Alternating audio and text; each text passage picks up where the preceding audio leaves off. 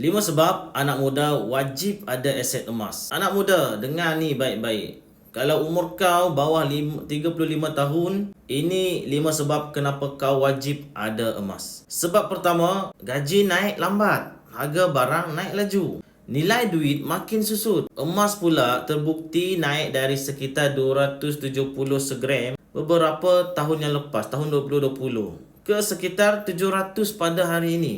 Itu kenaikan lebih 150%.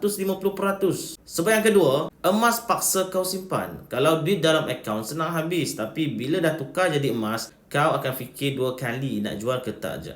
Yang ketiga, sebabnya lindung dari krisis. Ekonomi boleh jatuh, kerja boleh hilang, tapi emas sentiasa ada nilai. Sebab keempat, aset pertama sebelum beli aset besar. Tak mampu beli rumah lagi, mulakan dengan emas. Ia adalah asas bina kekuatan kewangan. Sebab kelima, mula awal, untung lebih besar. Lagi lama simpan, lagi besar potensi kenaikan. Masa adalah senjata paling kuat anak muda.